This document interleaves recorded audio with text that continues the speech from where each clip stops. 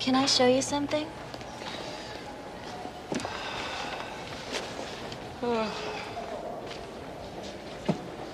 I was just smiling.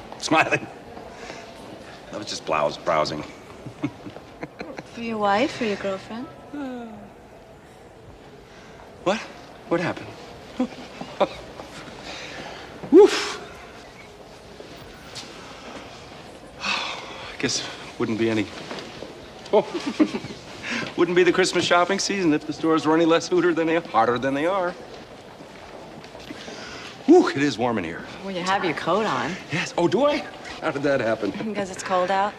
Yes. It is. It's a bit nipply out. I mean nippy out. What did I say? Nipple? There is a nip in the air, though. Can I take something out for you?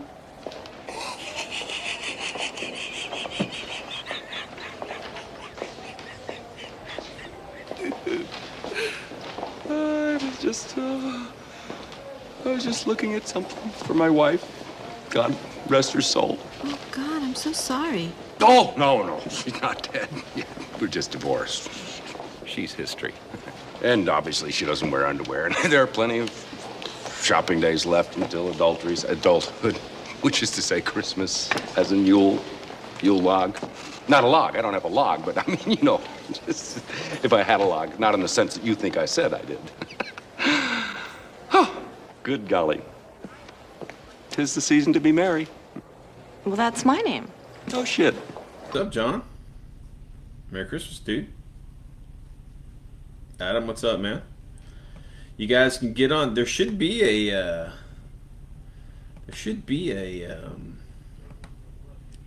like chats. There we go. Yeah, Merry Christmas, everybody. Good to see you. Postal? I'm sure you're busy like a motherfucker right now, being a postal employee.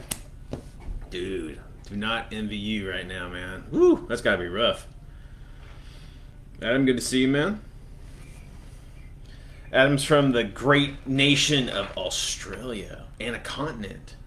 Way down under. Way. What time is it there right now, dude? What is it like? It's like 8.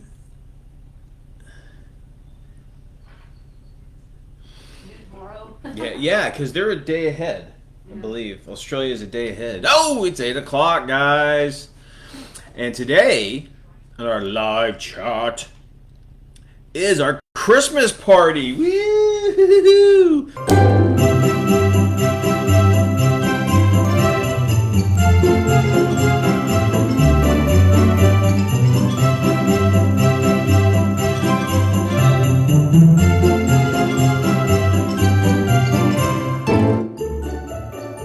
I'd have a bunch of naked, Christmas bunnies bouncing around, but I don't have any. I've got one, but she's sick on the couch. So Mel's sick, so she'll be in the background. You might be able to hear her. So send her wishes of getting well. She's got a cold. So the funny thing about Mel, guys, is that she's a brat. First of all, second of all, she's like never been sick, like until she met me, basically. So when she gets sick, it's like she is down because she's not used to it. So, getting old, babe. Getting old. So in Sydney, Australia, it's 1 p.m. right now. That's crazy. Close. You were close. You did noon tomorrow.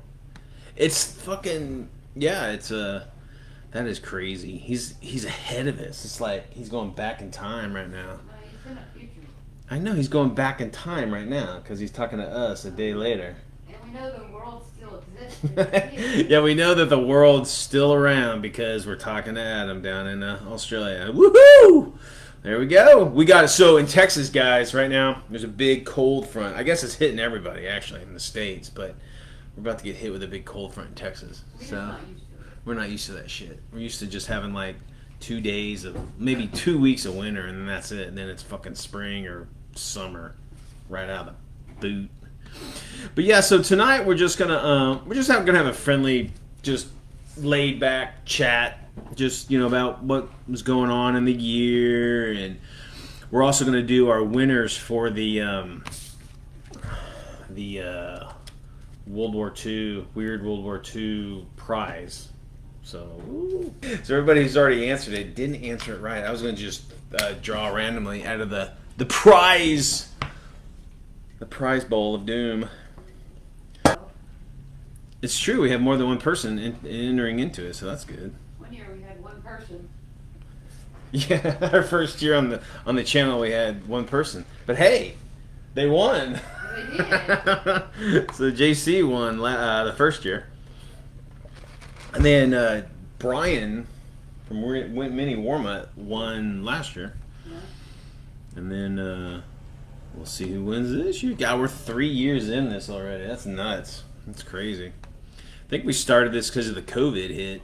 Yeah, we got bored. But yeah, we got fucking bored, and I was like sick of like no weird old man. I'm like, I took a shower, guys, obviously because I'm all like kempt and shit, and it's like dripping all over my shirt. So there we go. You get the wet Brian right here. Rock and roll.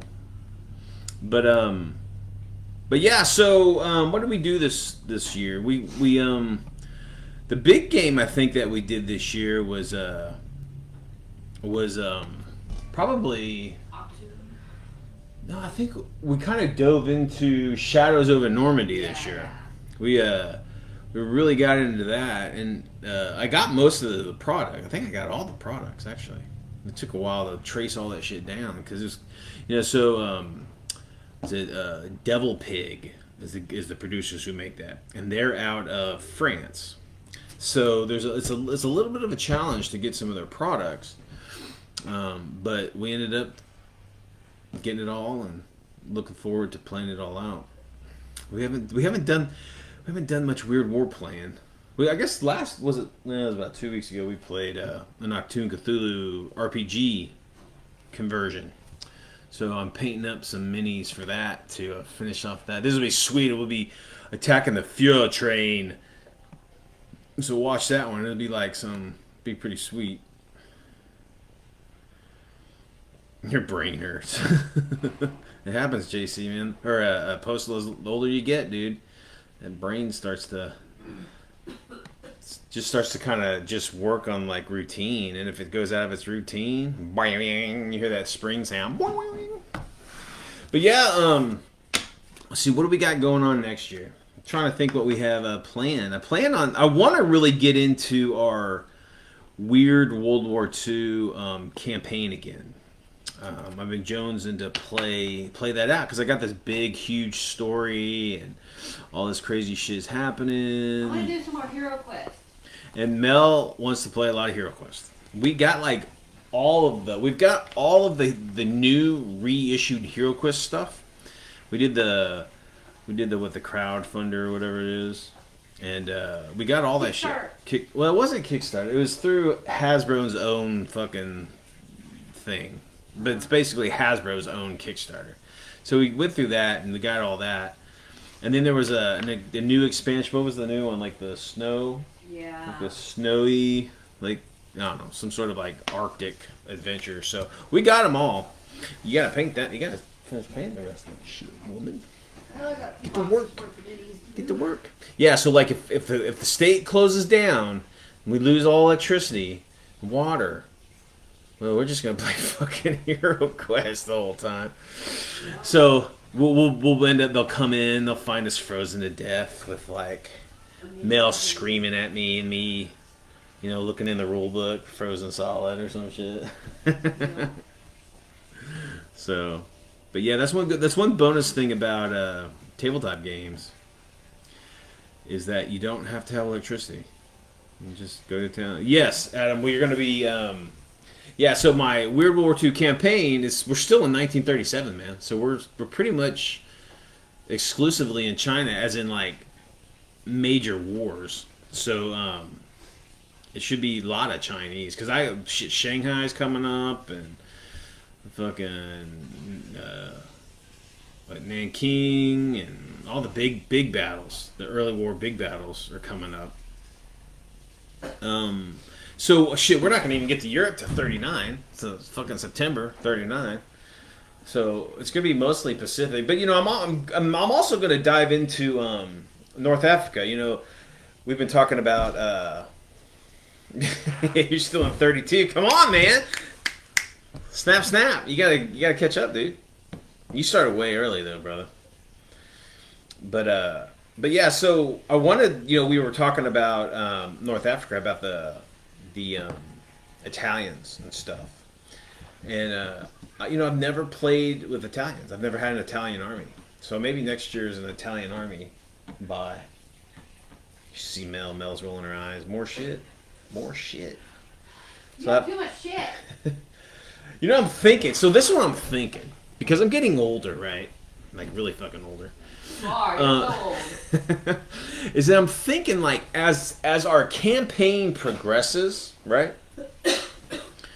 Like, as you know, as we start to, you know, grind through it all, and, like, you know, the armies start to change their looks and their vehicles and whatever in like the campaign, I'm thinking about liquidating the collection as we go. Yeah.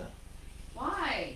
Well, you know, I'm thinking here. I'm sitting here. I'm 50. You've done that before, and you just rebought all the shit. Well, the thing is, I'm like 50 now, and like none of my kids give a shit about any of this stuff, and none of your kids give a shit about any of this. And I'm thinking about maybe we can just, like, let's say, you know, like, as we advance, we can just sell the stuff that we're not going to use anymore because it's, like, old. I was like, perfect example, we'd sell, like, if it's 1943 and, you know, we're playing in Russia against the Soviets and the Germans, we would just, like, liquidate all the early war German look and, like, early vehicles or whatever. So what? You actually did this before. And I you know. I used to have a shit ton more than I had now, but man, but I'm sick of lugging it all around. I know she's sick of lugging it all around. But you know, I'm thinking about, and it might be a way to finance the the forward, the what's new. I don't know. I'm just talking. There you are. But that's true. Kind of cool. That'd be interesting. Oh, speaking of, I guess, Pacific, did you see that your brother's down in Australia, Eureka, has a whole new line of Chinese 28 millimeter, dude. Adam, it's time to delve into the 28. You get the real action, like individual combat, like that one dude. That one miniature does heroic, amazing things. You can actually play that on the battlefield instead of just like big blocks of troops. Never. Oh yeah, he's stuck in God scale. That's 20 millimeter. Oh, Postal said he just pulled out his stuff in store. Dude, you should have a shit ton of stuff, man. I don't know. You may have I know you got rid of a lot of stuff back in the day or in the past. 35! Woo! What's up, Marco? Good to see you, buddy. So, if you guys don't know, Marco makes the excellent Stalingrad Z game. Have yet to play that yet. Have yet to play that. 35 millimeter. Woo! That's beyond heroic scale. That's like heroic scale for miniatures. See, that's a funny thing, man. Hero creep or scale creep in anything. You know, we were talking about that. Like, I did a showcase video of some of my models, and I remember back in the day when I was playing 28 mil World War II, back in the 90s, the only 148 scale stuff was Bandai, the old Bandai stuff, like the 1960s and 70s Bandai kits, and then there was some like. Well, I think Atlas and Lindbergh did some, but oh my god, those kits are atrocious. But yeah, it was very rare. But then like it was funny because like later on when like Tamiya came out with 148, I bought one of their Panthers, and I had an old Bandai Panther that I had painted a long time ago, and I put them together, and that Bandai Panther was bigger, like bigger than the Tamiya. So I'm sitting there and I'm like, Bandai, Tamiya's probably closer to an actual like scale because I don't know, but I don't know, but you could definitely tell that scale creep was there, and it's just like in anything, But nowadays, when you say 28 millimeter, it could be like true 28s, like Perry, which are almost like 25 mil, and then it could be heroic 28s, would be like 32 or 35 millimeter. So, feel free to come. You know, we're here every Wednesday. We're here every Wednesday. Hey, Marco, we're here every Wednesday on at 8 o'clock. So you're more than welcome. Come over. We'll plug your game. It looks fucking sweet. Still waiting for that free copy, man. Start playing it. You have a Merry Christmas, brother. Okay, cool. Thank you, Postal. Thank you. But yeah, it was oh good. You didn't get rid of any of your Battleground stuff. Sweet. You know, because I sold all my Battleground shit because I bought Victory Force to replace it all. But man, I regret doing that because I love the old Battleground minis because they're so cool. They're so characterful. They're kind of like, you know, the little chubby cheeks. They could look like comic book characters. I miss those. That was a pretty extensive line too of all this stuff. I mean, they didn't have any early war really stuff, but man, yeah, Battleground was awesome. But yeah, so what were we saying, Adam, about 20 mil?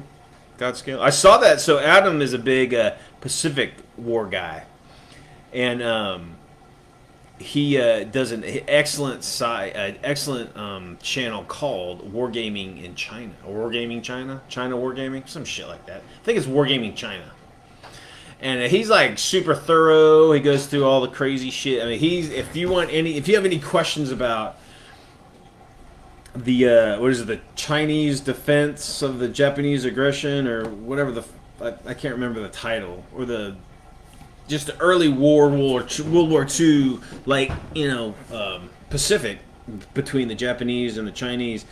Adam's your man. He knows all that shit. Oh, you got some Russians? Battleground stuff? Oh wow, that's cool. I see Battleground stuff on eBay every once in a while. I'm tempted to buy it, but I really don't need any of that stuff. I already got it all. I got all that other stuff in like either Artisan or Victory Force or something like that. So I don't really need any of it. But it is a sweet line. If anybody gets a chance or has the chance to get any Battleground Battleground World War II stuff, the miniatures from Easy 8 Enterprises, they're great. They're really cool. War of Resistance against Japanese aggression. That's it, man. That's doesn't flow as well as like World War II or, God forbid I say it, Sino-Japanese War, the second Sino-Japanese War. No. That's not the proper phrase. But I guess it's like anything that you like come at history, you know, it just shit. History's different in even massive ways or minute ways, and just depending on how you're coming at it, from who you're coming at it. So it's crazy. Just War of Resistance, yeah, that's cool. I guess it's like oh yeah, dude, John, take some pictures of your stuff, man. Be sure to put it on the Facebook group. That'd be cool to check out. Man, I miss that stuff. That was some fun stuff, Battleground stuff. But yeah, so like next year again, hoping to really get into the. I want to try to get at least a year or two worth of the campaign in my Weird World War II campaign. So you know, I'm gonna really push Mel to play with me. Postal, we need to hook up, dude. You need to like tell the United States fucking government to go sit on it and take a day off every once in a while. We'll fucking hook up. Well, hell, you're only down in Austin, dude. I mean, you're an hour away. It's no big deal. That's not very far. We have to hook up and play some games, dude. Or you can come up here and play at the table. Wherever. I'm easy. But so that should be fun. You know, China is very interesting. It's, you know, it's like, you know, me and Adam talk about this. We have a lot of conversations about, you know, just the lack of info that the West, you know, Western scholars and stuff have on that conflict. And you know, a lot of it has to do with, you know, first of all, the language barrier is pretty big, and then plus culturally and just, it's, I guess if you talk to a Japanese person, a Chinese person about the same thing, it'd be different, especially during that time frame. And then the West would be probably different too. It'd be roughly the same, but it'd be interesting. But melding all that together and disseminating it and trying to get it like accurate, like historically accurate, not so much what is it, ethnocentric or ethno whatever the fuck that term is. I can't talk. But yeah, so yeah, massive language and culture divide. Because there's not a lot, like, even in like entertainment in the West, you don't see a lot of movies in the Pacific. And if you do, it's usually the island hopping campaigns with the U.S. island hopping campaigns. So you don't see the Burma stuff. You don't see you don't see a lot of the Philippines. I mean, Philippines are done, but not as much as the island hopping shit. I guess the Philippines would be part of the island hopping, maybe. I don't know.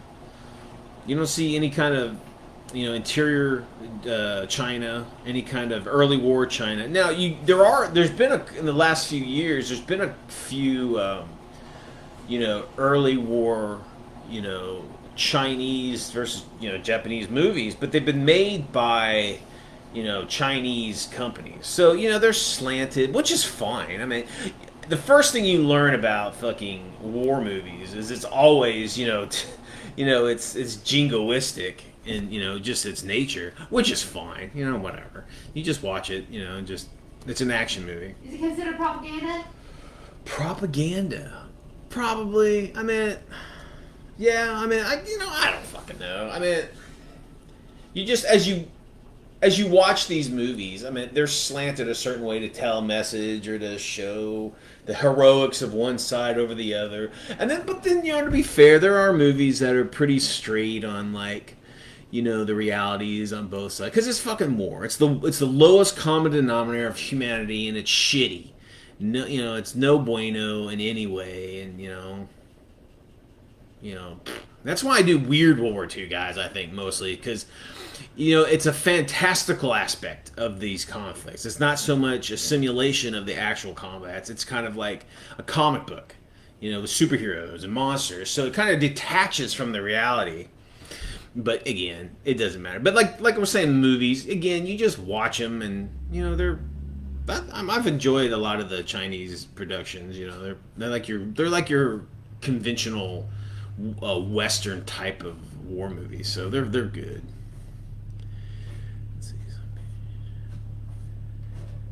Yeah, so Adam was talking about China's allowed directors to show KMT troops in a good light. So if you guys don't know, so in China, there were two main factions.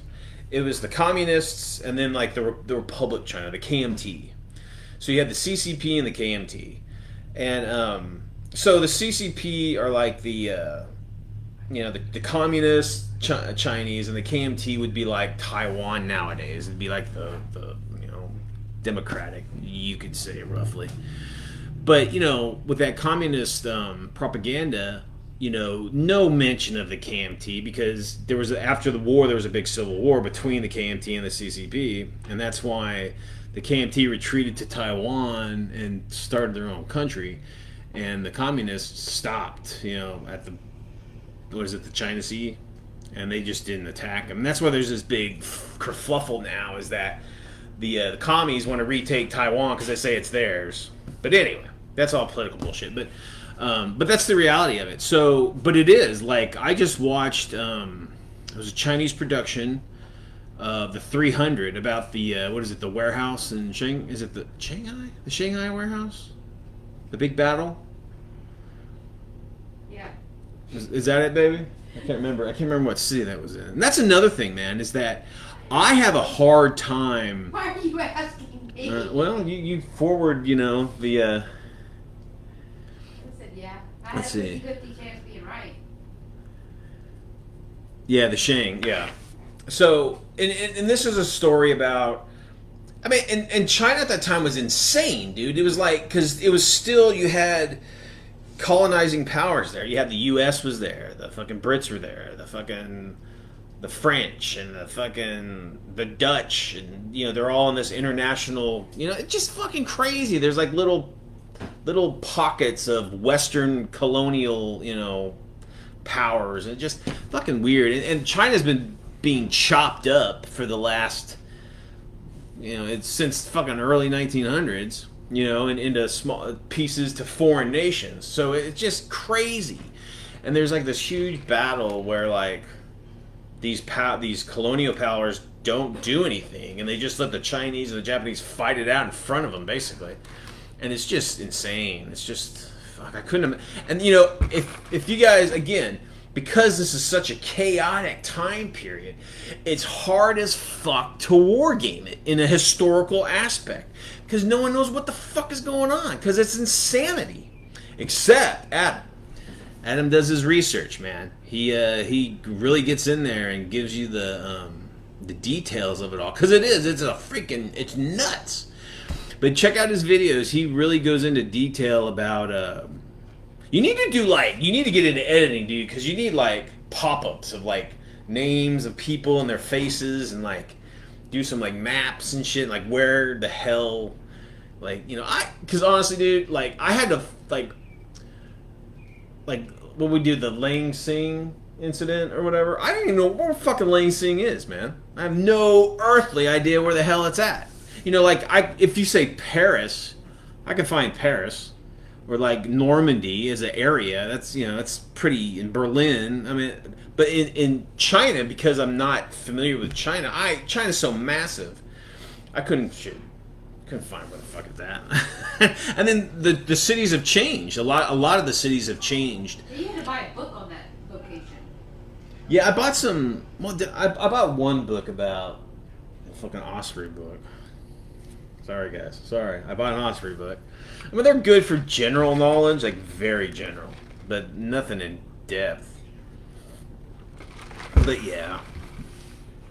It's and then again the language barrier, because a lot of this shit I can't pronounce. And then when you look like on some reference sites, you've got like the Japanese. It's almost like the American Civil War, where like the Union calls a battle one thing and the Confederates call it another.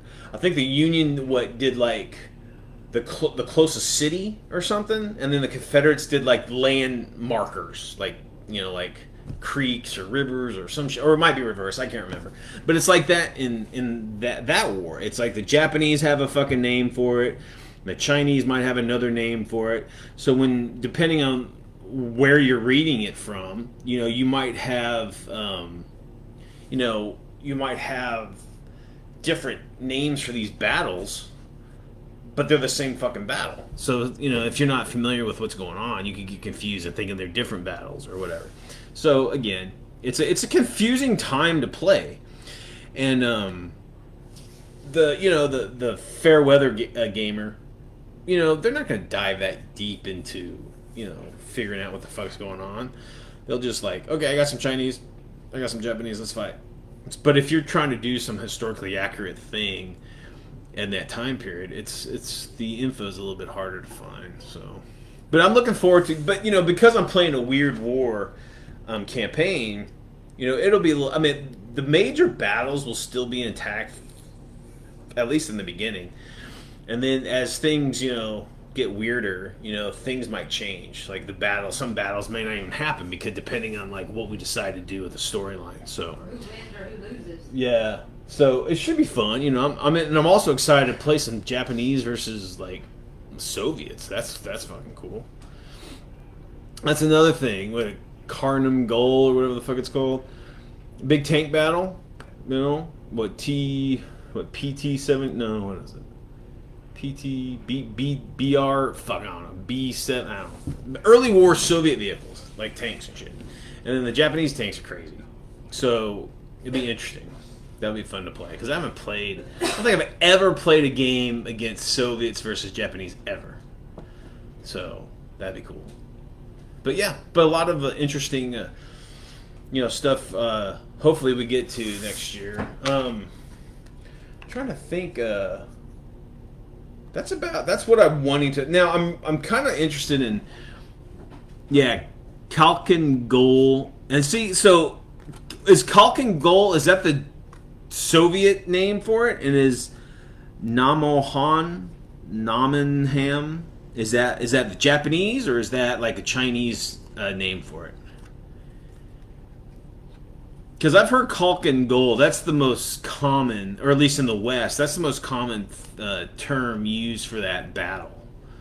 Okay, yeah, so Kalkin Gol is the Soviets' name for the battle, and then Namenham is the Japanese name for it. See, that's what I'm talking about. It's like if someone like went up to you, and go, "Hey man, let's play Namenham." I'm like, "Where? What? You know, I don't know what the fuck that is."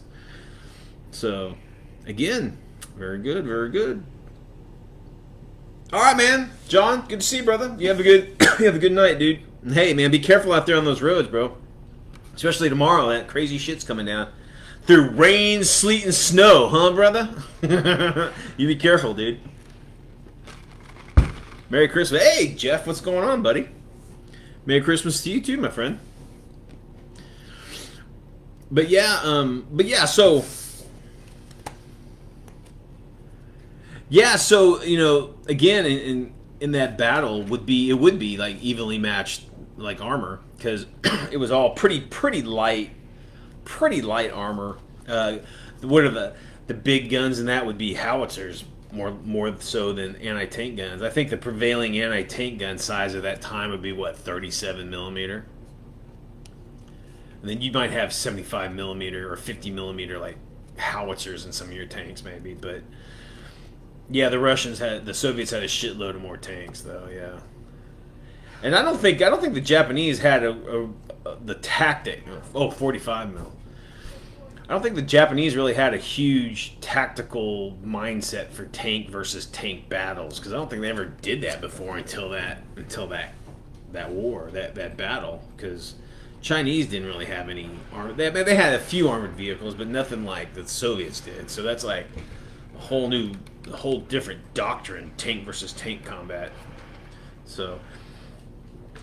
But yeah, there's some pretty cool, like, that's another thing you don't see a lot of is wartime movies during the World War II, in Japanese and Chinese movies. I've seen several like 1937, 38 Japanese movies, and it's so weird because I mean it's not weird, but you never think of it being a Westerner, you know, is that.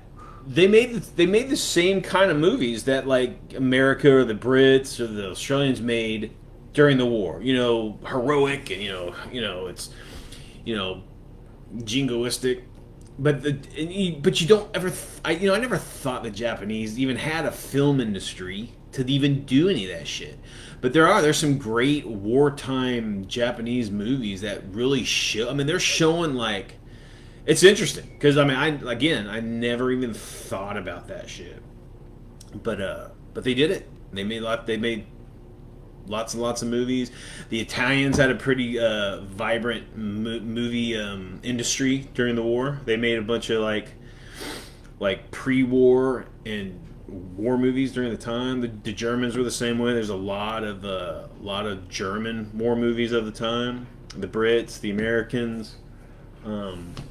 But yeah, it's interesting to see the take of these nations, you know, entertainment at that time. It's just like what we would have seen growing up as kids in the U.S. or in the U.K. or whatever. It's the same thing, but it's just the opposite, you know, the opposite side. So it's pretty interesting to watch some of those movies. But yeah, so I'm just babbling, guys. Again, this is just a free float. Tonight we're just talking about, you know, whatever, and talking about what's planned for next year. Again, Mel wants to play a lot more Hero Quest, which is cool. We could probably do that once a month, maybe. That'd be fine.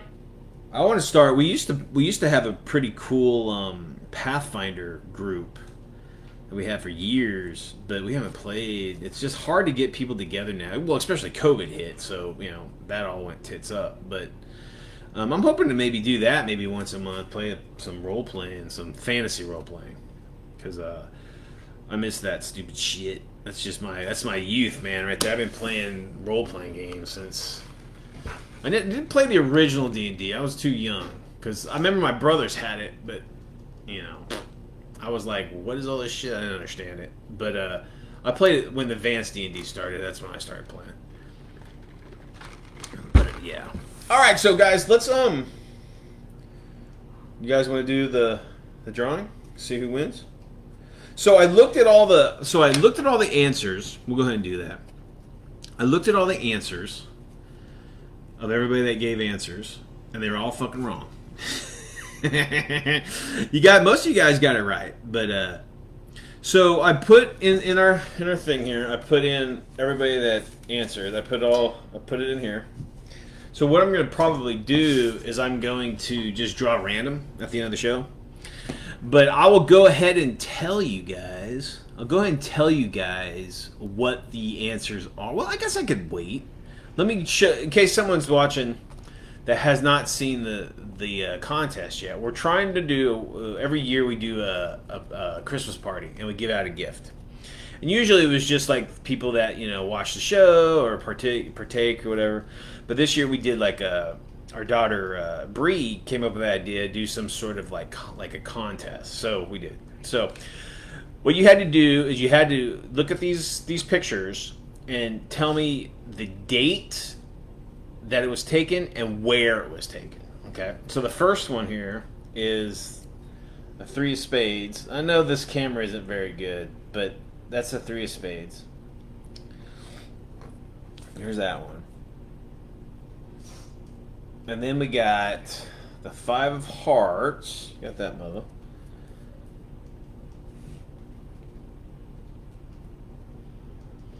And then we got the ace of clubs. There's that one. And all you got to do is say what year and where. And you win! And you guys won't know what you win until I figure out what I'm going to send you. we got a prize closet of doom. So I'll pull something out of there and send it to you. Free of charge. You guys just for being cool motherfuckers and playing the game with us. But yeah, so pretty cool. I'm getting stoked for Christmas. I think you bought me something, didn't you? I bought you quite a few things. Oh, did you now? A few things. Who's got the biggest gift over there? Me. Yeah, that's right. She bought me like underwear. Nope. Fucking socks. Nope. Or some diapers or some shit. Nope. Not this year. That's for your birthday. That's for my birthday. Stock up on my diapers on the birthday. No, but yeah, she's like, so as you guys tell, my wardrobe is awesome, but Mel hates it. So she's been yelling at me to get a new wardrobe. So I don't know what the hell. Women's want us to look nice and shit. That's a lost cause right there, man. For me, woo. But yeah, Christmas is coming. I hope you guys are planning on having a great Christmas. So Adam, did you get your old lady some awesome stuff? You better celebrate Christmas down in Australia. I know you motherfuckers celebrate that stuff down there. Of course they celebrate. He's like, I can see him being a fucking grumpy bastard. Nah. No, let's not buy anything for us each other this year. We love each other. No, It's all good. Let's no. not do any presents this year. I see him at the pub dressed up as Santa Claus. Oh, yeah, everything's centered around the pub down there. So yeah, so Fun. dressed up like a Santa in the pub. Yeah, with a pint in one hand and whatever in the other hand. I guess it wouldn't be Santa down there. It'd be like Saint Nick or some shit. Oh, he said he'll swing by the convenience store or the gas station to get her something. Here, honey, here's a keychain from Frisco. I don't know, dude. Up in Texas, we got some massive What gas happened to stations. Texaco's? They're around Texaco. No, they disappeared. Wow, they should be around. No. They might have been bought out. I don't fucking know. I don't know. But I just in realized Texas, they we've got some disappeared. these convenience stores. They're I'm not lying, dude. They're as big as a fucking mall. Maybe not a mall, but like a Walmart, like your Walmart. You got Walmarts down there, right? Bucky. It's called Bucky's, and I'm not lying, dude. It's as big as a fucking Walmart, and it's a convenience store. It's a gas. It's got like it's probably got what 100 pumps. Oh yeah, it has clothes. It has anything you. It's got like it's got 100 pumps around it. Now, truthfully, us locals don't go. Oh, we don't go. So it's a big thing. It's like a cultural thing down here in Texas. Bucky's. It's got this cute little beaver. Is it a? It's a beaver, right? Yeah, it's a beaver. It's like a beaver mascot that everybody. But they sell like T-shirts and hats and fucking koozies, like beer koozies and everything. The locals never go in there. Everybody in there is a tourist. Yeah, so like the tourists love it. It's like a total tourist trap, and you know they sell everything from fucking clothes to condoms, dude. They got everything in there. Food. They got really good food. Barbecue. It's really good. It's expensive though. It's like it is. You're paying for a tourist trap. Money, you know, in money. So, like Mel said, locals usually don't go there. It's usually the people just driving through that. Oh, look, it's Bucky's. Let's jump in there. But yeah, dude, that place has every electronics. Like the truckers, you know, the truckers need their their Wi-Fi spots and their They got showers, computer. yeah. They got showers and like you know, like you can do your clothes and shit for the truckers and stuff. So it's pretty crazy. So Adam said down in Australia, it used to be Father Christmas, but now it's Santa. See, that's that Americanism getting in there, dude. You're losing your identity. We're stealing it. Fucking American arrogance, man. I love it. We just think we But yeah. So well, that's cool. You know, if you guys have kids, you know, our kids are a little bit older, so we're not, you know. We didn't really buy toy stuff like this year. My kids are pretty. I mean, they're not. They don't need much. They're not spoiled per se. They just don't really need a lot to be happy, which is fucking thank God. We don't have normal kids. We have great kids, but yeah. Adam said his choice is air fresheners and tow bar covers. Buy her some of those nets, those like testicles that hang down on the toe. Dude, that's a thing here in Texas. You got your hillbilly dumbasses. They'll put like these hanging nuts like on their toe bars. They're hauling balls. I don't know, dude. It's like, you know, the tradition, you know, if you on a boat or a ship or something, you would name it a female, right? You like, because you don't sail, you know, the Jimmy. You sail the, you know, the Santa Ana, or like the Cherry or some shit, you know.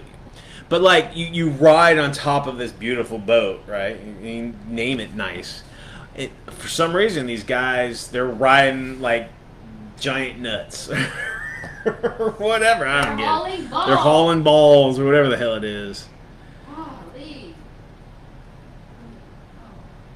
That's funny. He said that he that his wife had those underneath her desk at work. Oh. That's funny. Like, these are my husband's. These are oh damn! She She says these are my husband's. These are symbolic of my husband. So Adam, she's got your nuts in her drawer at work. Oh damn! Mel's brutal, bro. Fucking brutal. Should live with her. Woo! Crazy. But yeah, so we're excited. I love Christmas. I'm a big Christmas.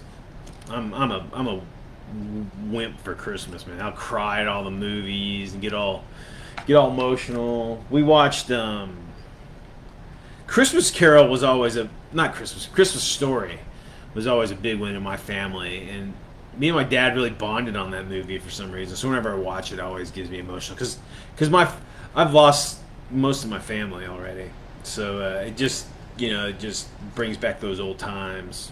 So make some good times for your family if you get a chance. Because man, when you're gone, that's all they got of you. But all right, so God, I've been babbling for like 50 fucking minutes here. Yeah. I'll go ahead and let's do this drawing. So I'm gonna go ahead and tell you what the pictures are. So the first picture,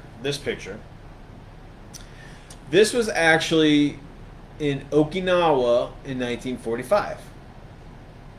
So I guess it says calling for help. I guess it's a radio operator calling for help on Okinawa. So that's what that one. That's a U.S. guys. Then the second one says German POW Stalingrad 43.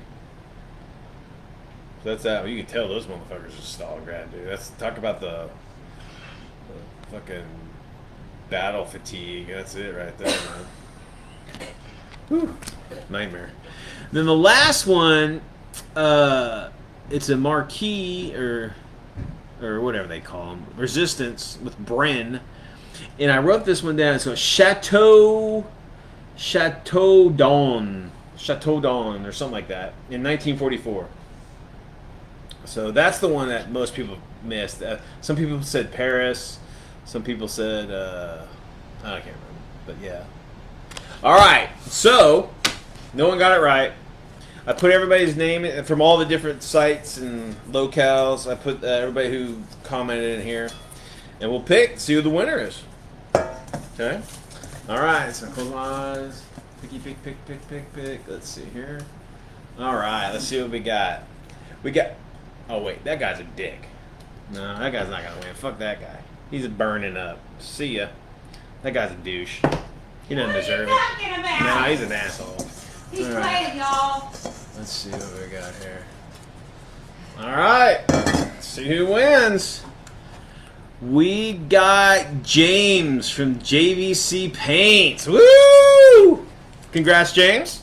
You win a deluxe mystery gift from the Weird World War II Closet of Doom. I'll make sure it's not too weird. It's pretty weird. Because that's all we got, man. I got just...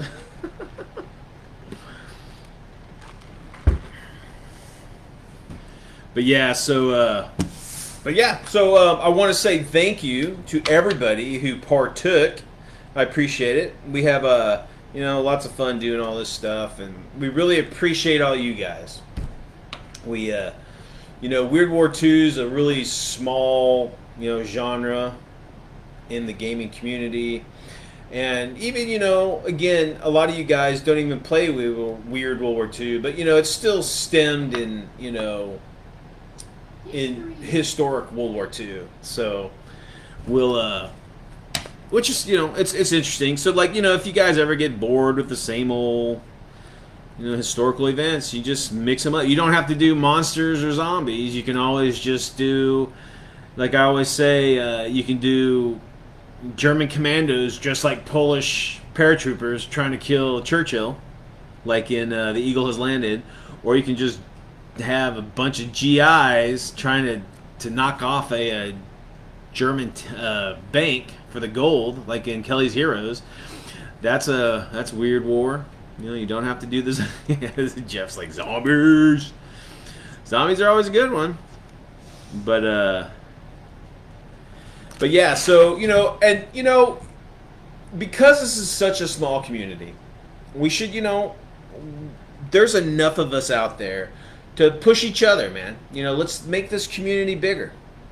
If you see something weird, or something pulpish or something in the genre, let us all know about it, because we can all back each other up. I know money's tight for a lot of people, but it doesn't even need to be that. You don't need to do Patreons, or you don't need to buy products, but just talking to people, getting the news out to different different locales that may not know about these great projects and these great products and projects and peoples, and it's a great thing to do. And of course, with the World War II aspect of it all, we can still, that I had some information that he didn't know, and we're just learning off each other, man. That's great.